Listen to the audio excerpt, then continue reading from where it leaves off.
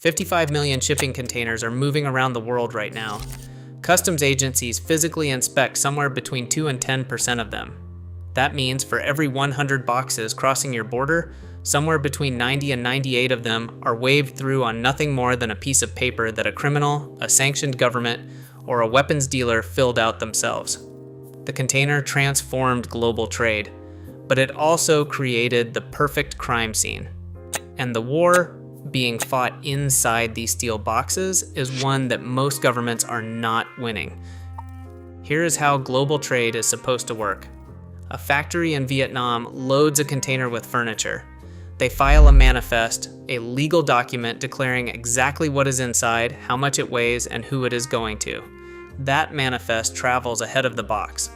By the time the container arrives at the port of Los Angeles, Hamburg, or Rotterdam, customs officials have already reviewed the paperwork. If nothing looks suspicious, the box is cleared. The whole system runs on trust. And that is precisely the problem. The manifest is not a verified document, it is a self-reported one. Nobody at the factory watched a government inspector count every chair and verify every serial number. The shipper wrote down what they wanted to write down, signed it, and sent it. For the vast majority of legitimate trade, this works fine. But for anyone who wants to move something they should not, the manifest is not a barrier. It is a tool. This is called misdeclaration. And it is not a niche criminal tactic. It is the foundation of an entire shadow economy that runs parallel to legitimate global trade, using the exact same boxes, the exact same ships, and the exact same ports. To understand the scale of what moves through containers illegally, you have to understand one number. In 2023, roughly 800 million container movements were recorded globally. 800 million. Even if inspectors somehow checked 10% of those, that still leaves 720 million boxes that moved through the global economy on the strength of paperwork alone. Criminal networks understood this math long before governments did. Cocaine shipments have been discovered inside frozen tuna. Fentanyl precursor chemicals have been hidden inside industrial machinery. Counterfeit electronics have been packed behind legitimate goods, a technique called a false wall, where the front of the container is loaded with real cargo and the contraband is sealed behind a constructed partition. Unless an inspector physically unloads the entire box, they will never find it. But drugs are just the most visible layer. Below that is something far larger. The United Nations estimates that somewhere between $800 billion and $2 trillion in illicit goods move through global supply chains every year.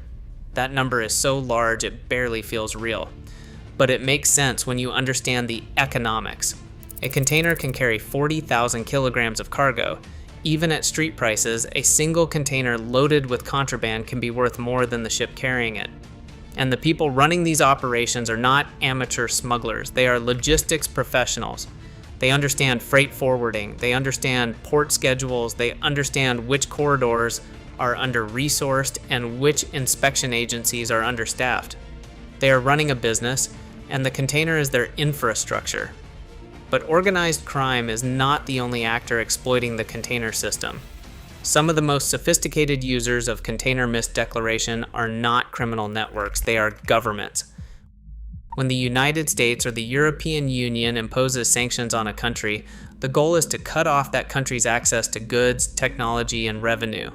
On paper, sanctions are powerful. In practice, the container system creates 1,000 workarounds. The technique is called transshipment layering.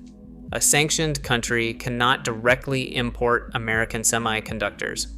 So instead, those semiconductors are shipped to a middleman country, perhaps the United Arab Emirates or Turkey or Malaysia. There, the cargo is repackaged, the paperwork is rewritten, and the goods are loaded into a new container with a clean manifest. By the time those chips arrive at their final destination, they look like they originated somewhere completely innocent. This is not theoretical. After Russia's invasion of Ukraine in 2022, investigators traced hundreds of millions of dollars worth of Western technology flowing into Russia through exactly this method. Drone components, missile guidance parts, microchips pulled from consumer electronics, all of it moving inside containers, all of it backed by paperwork that said something completely different. North Korea has been doing this for decades. Iranian crude oil moves through ghost fleets and falsified manifests. The container does not care about geopolitics, it just carries what it is told. So why don't governments simply inspect more containers? The answer is that the global economy would stop. A major port like Shanghai or Singapore processes tens of thousands of containers every single day. A physical inspection takes anywhere from 2 to 8 hours per box. If you inspect even 20% of incoming containers, you create a backlog that shuts down global supply chains within weeks. The cost would be measured in billions of dollars per day in delayed goods. Politically and economically, it is simply not possible. So customs agencies rely on risk profiling with algorithms that flag suspicious shipments based on origin, shipper history, declared weight, and routing patterns. But these systems are only as good as the data feeding them, and the people exploiting containers have become expert at looking normal. This is where a quiet but significant industry has emerged. Private intelligence companies are now selling what governments cannot build themselves. Firms like Sayari Analytics and C4 ADS specialize in mapping the corporate networks behind shell companies and freight forwarders. They combine shipping data, financial records, and satellite imagery to connect the dots between a container leaving a port in Dalian and a weapons program in Tehran. The same technology that marine traffic uses to track ships commercially is being weaponized for financial intelligence. But here is the uncomfortable reality. These tools are expensive. The countries with the resources to buy them are largely the same countries that already have the strongest customs infrastructure. The ports that remain most vulnerable are in the developing world, under-resourced and overwhelmed, and those are precisely the ports that sophisticated actors specifically route their cargo through. The container was invented to make global trade faster, cheaper, and more efficient. It succeeded beyond anyone's imagination. But efficiency does not discriminate. The same system that delivers your running shoes and your phone and your groceries is the same system moving sanctioned oil, weapons components, and contraband across every ocean on Earth. The box has no allegiance. And right now, the people who understand that best are not the ones trying to stop it.